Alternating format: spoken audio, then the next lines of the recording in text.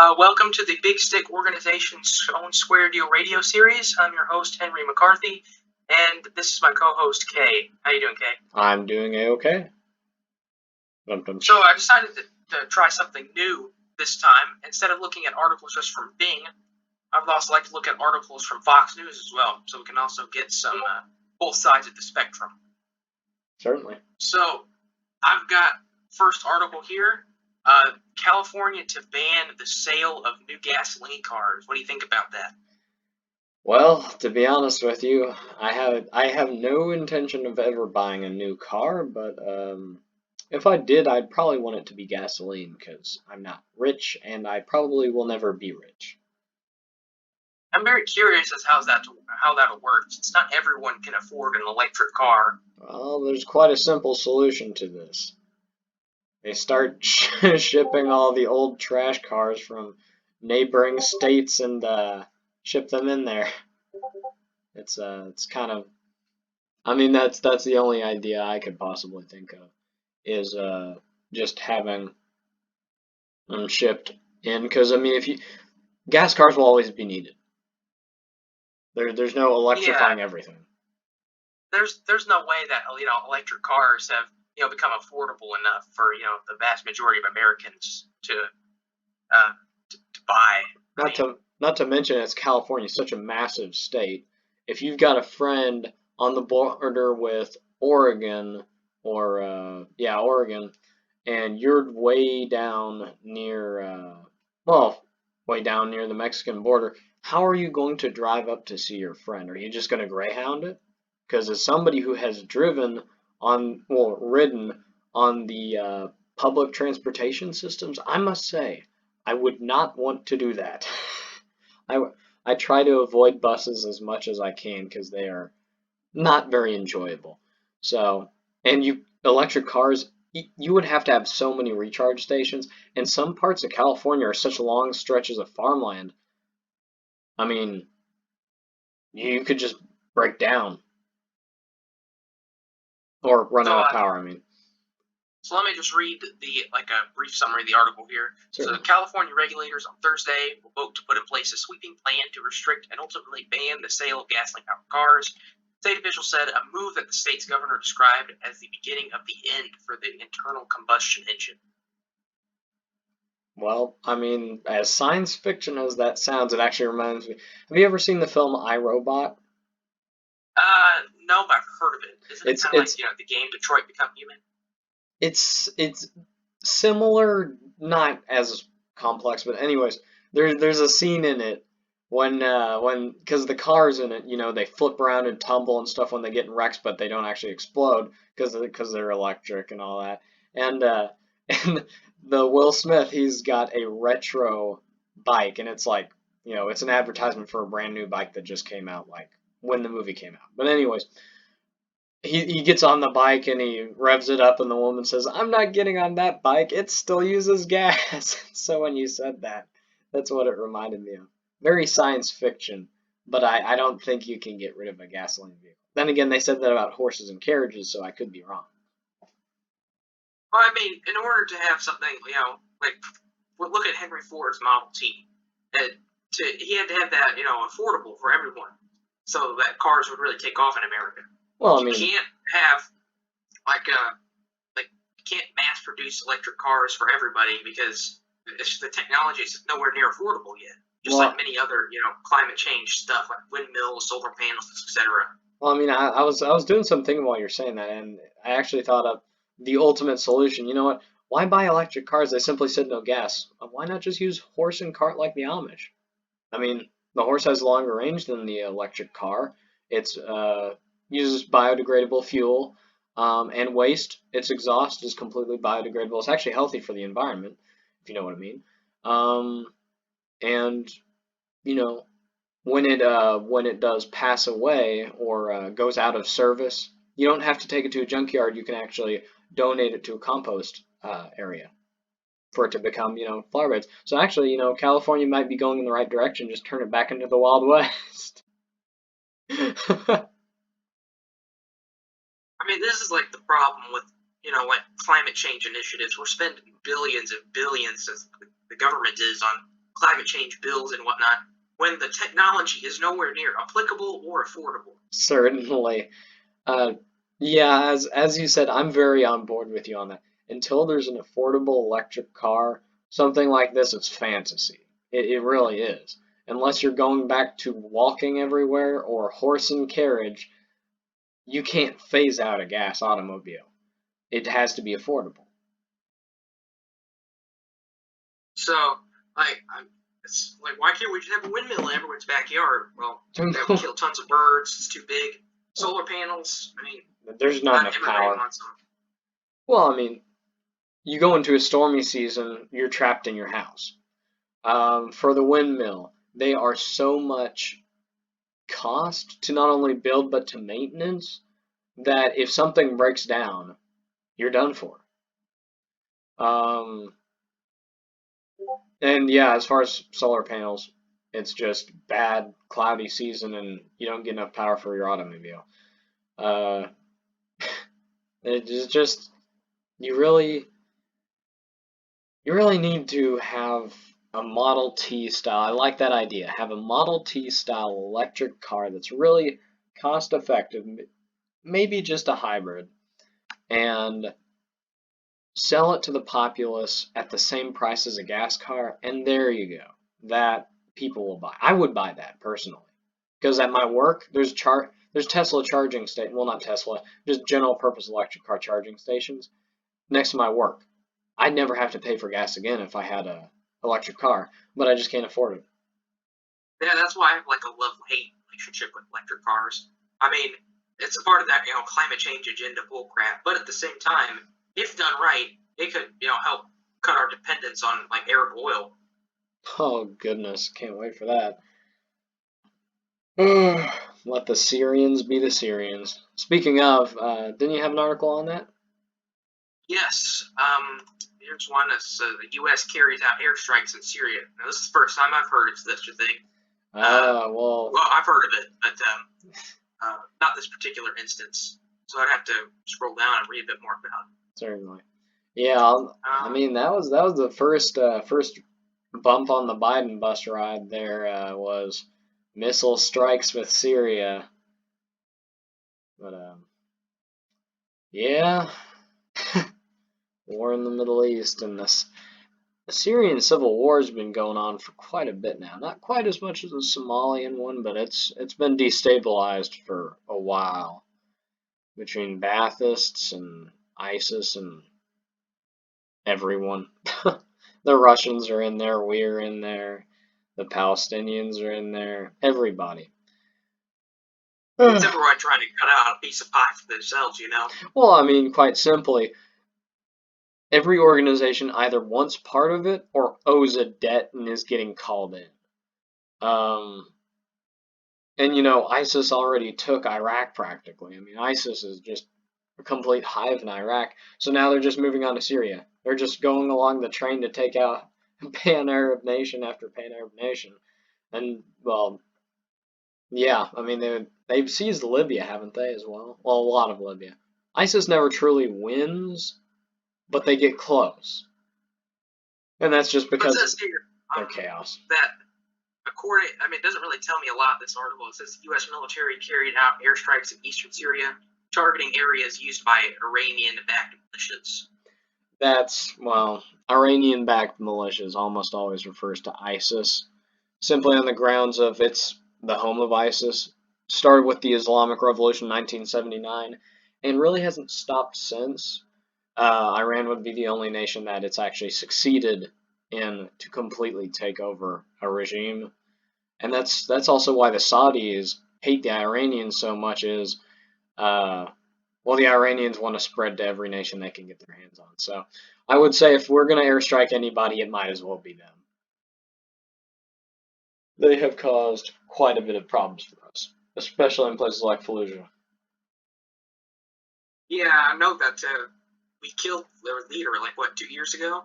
Yeah, well, not their complete leader, because it's kind of like a, cut the head off of a snake and all of a sudden it's got like 5 growing from the sprout, but we took off one of their head generals. I mean, he was strategist behind a lot of attacks, the takeover of several towns and whatnot. I forgot the list of what he did, but Trump authorized a drone strike, and well, I mean, not only did it scare the crap out of him, and show that, if you're bold enough to be a terrorist and laugh about it, you're gonna get hit. But also it showed that our technology is so precise that the missile strike, it might have killed a couple other people, but really it wasn't like bombing a building. It didn't completely massacre everyone in there. It just killed who it needed to. Maybe a shrapnel killed a couple other people because he had an entourage. But that was it.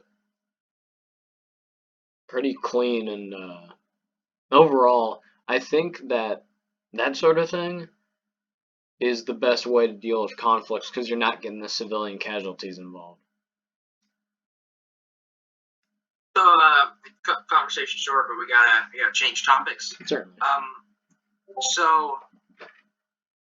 So here I have this article from Fox News says Florida college students weigh in on Biden's student loan handout. Essentially, what it said, the main article title is "Not all college students, want Biden's loan forgiveness plan."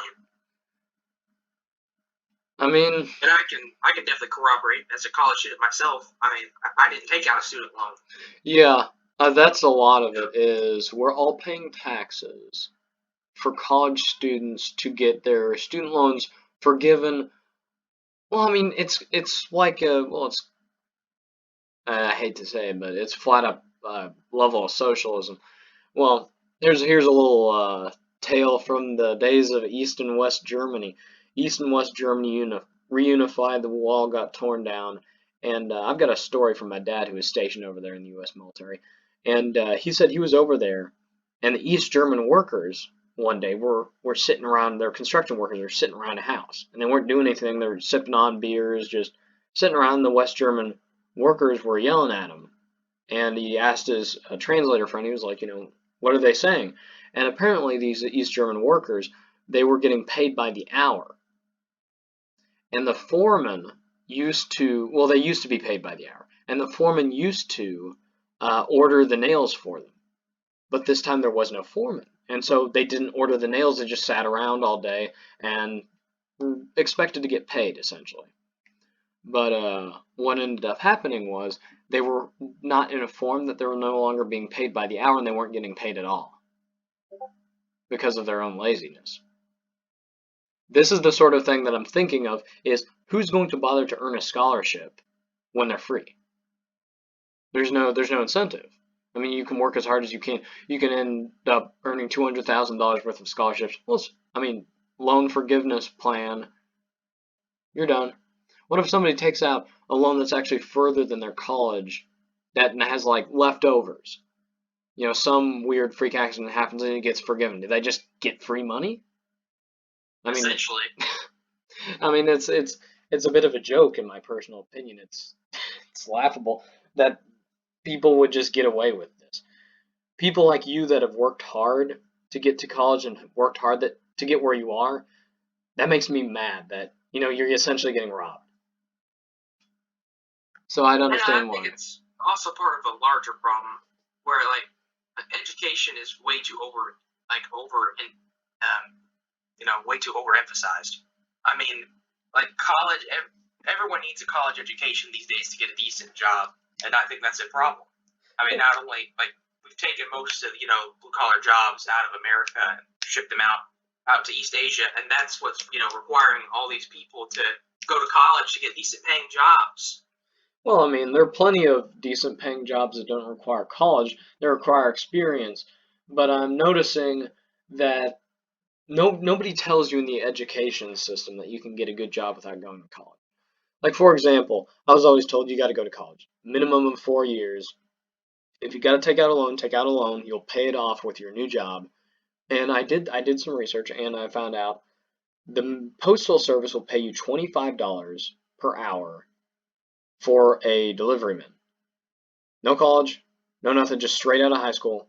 And once you get in with the union, once you've worked there for about a year, 2 years, you can get paid like up to $25 in my local area. That is more than enough to live off of. In fact, that's enough to even start to support others with. I mean, you won't live a lavish life, but then again, you can get a 4-year degree in business and end up working as a sales manager at Walmart. So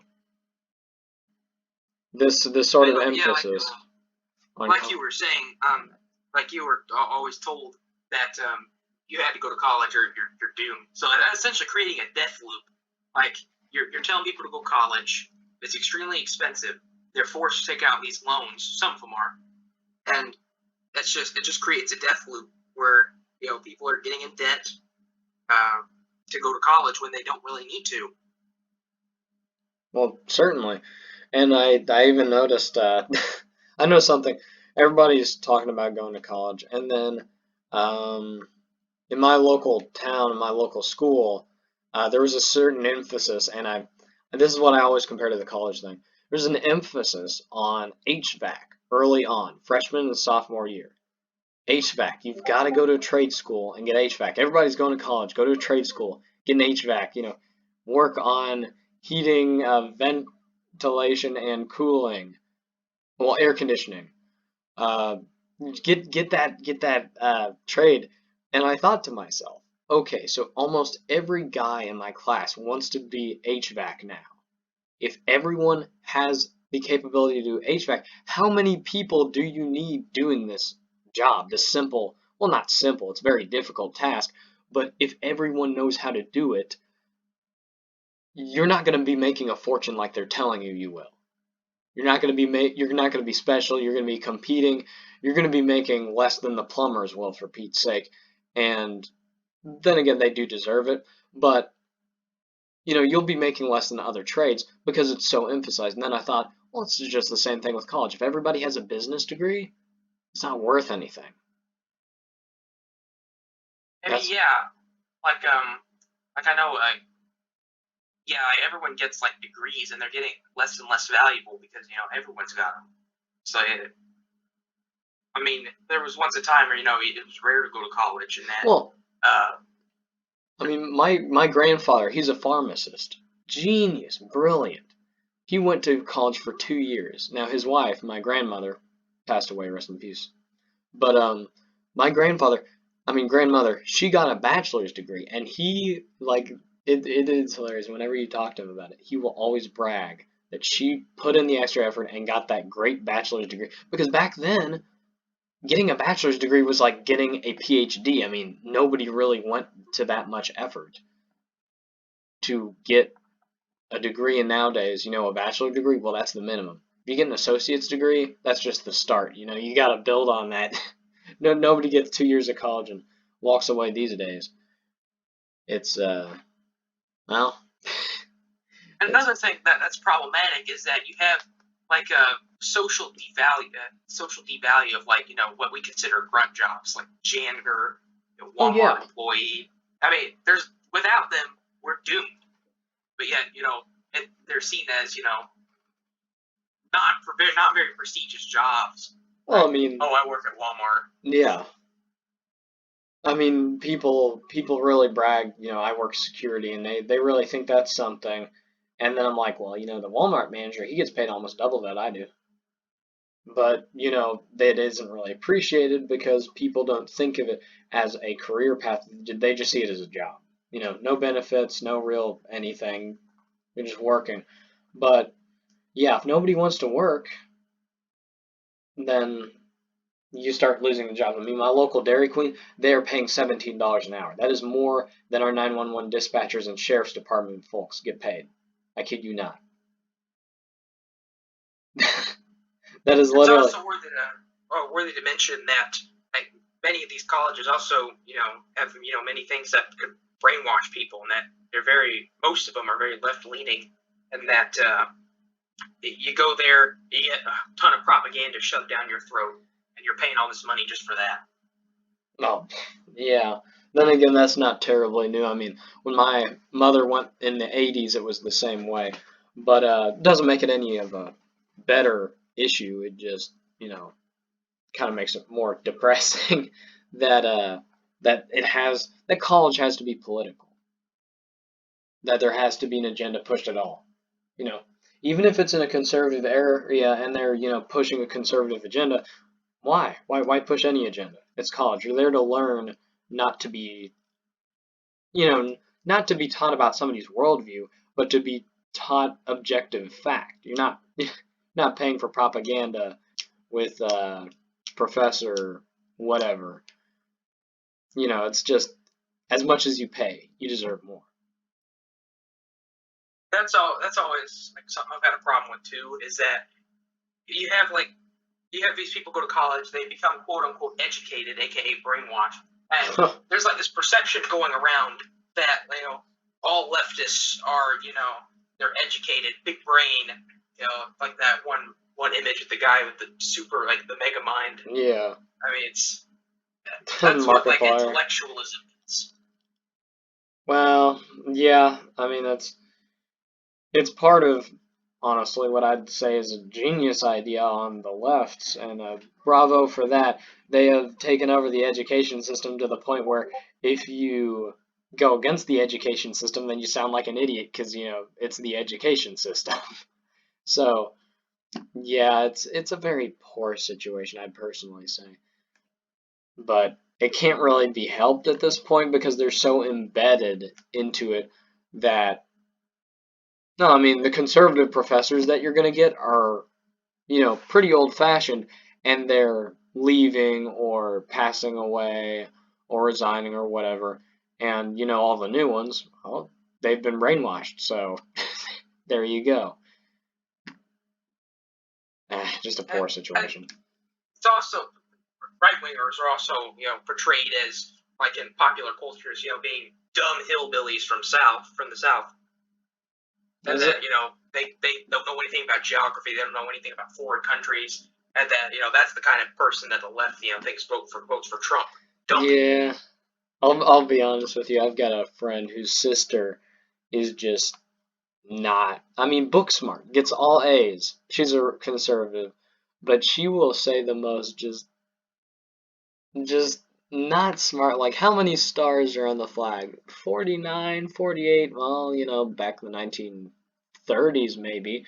But yeah, it's just poor situation with some people, and the less intelligent make the intelligent look bad because they're associated via political party. And it's something that the propaganda can ride off of. Because the second you have a dumb hillbilly that's willing to tell you what he thinks about everything, you can say, what party are you from? Well, I'm from the Republican Party. Okay.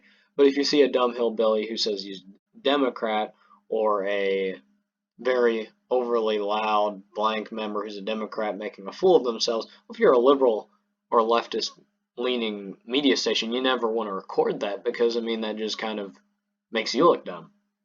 So as long as leftist media prevails, you're not going to see the stupid left. You're just going to see the stupid right.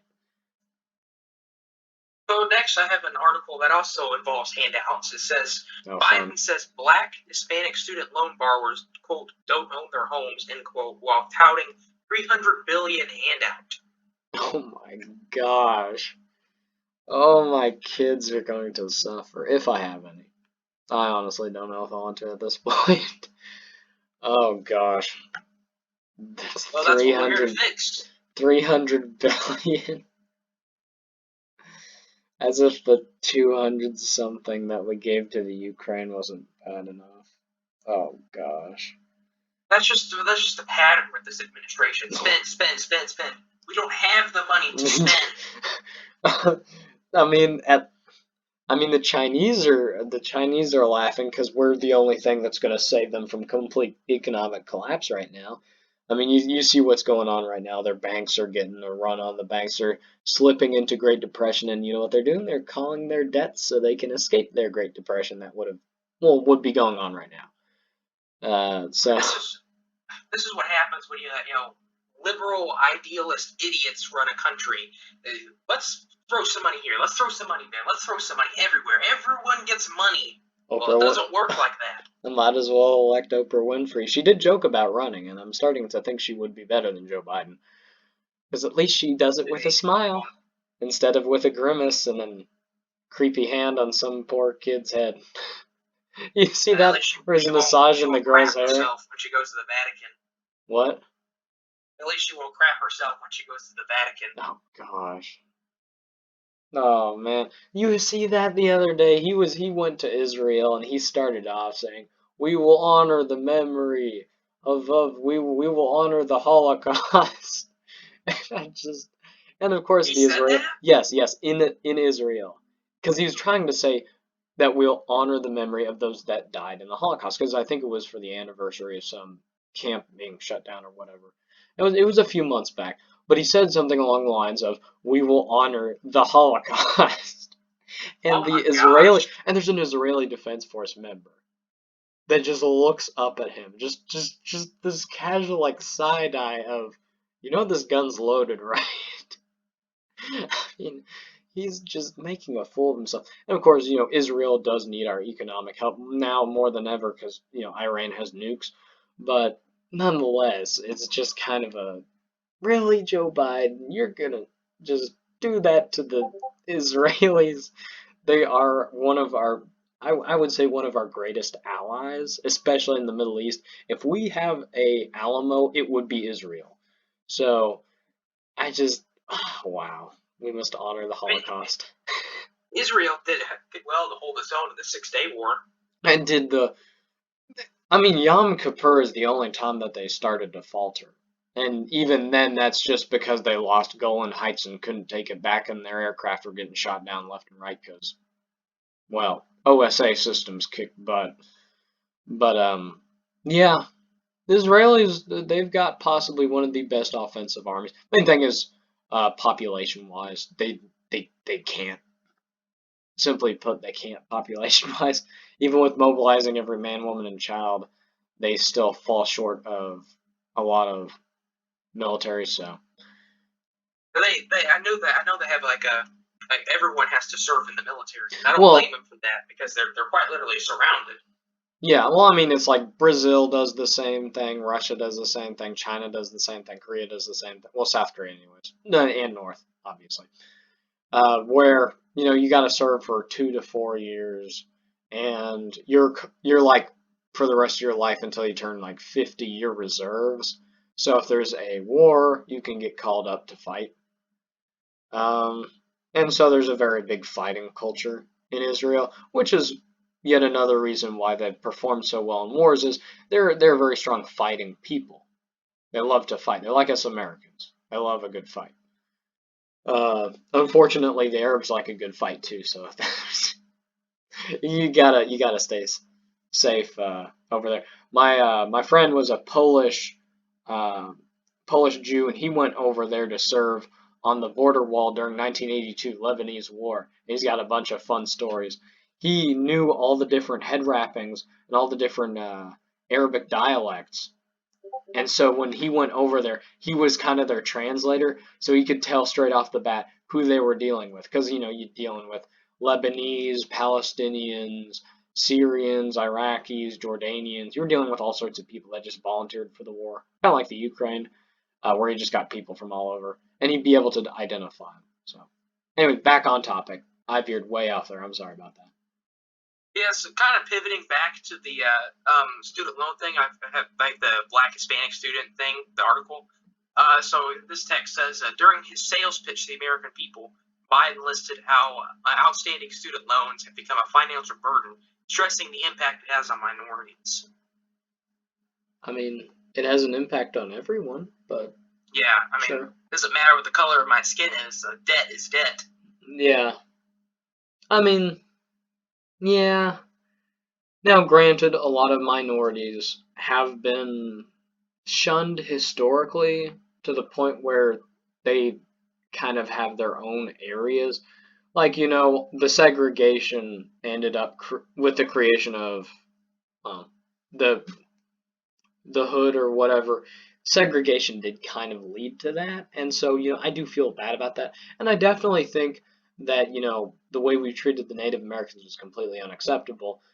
And so I can see, wanting to give grants to them, but nonetheless, a debt is a debt, and we've all got them, and we all suffer equally on that grounds of, there's poor all over. There's a lot of poor It's people. also, part of that narrative that, racism is alive and you should feel bad because your ancestors, maybe your ancestors, if you had one, your ancestors were slave owners, your ancestors were White racist, so you should guilt. feel bad and give us money. White guilt. Yeah, I mean, I can see that. See, my ancestors were kind of weird because 50% of my heritage moved after the Civil War, so there's that. And then part of my heritage was indentured servitude, Irish. And then, I think one family member was CSA, not only CSA, but he owned a single slave.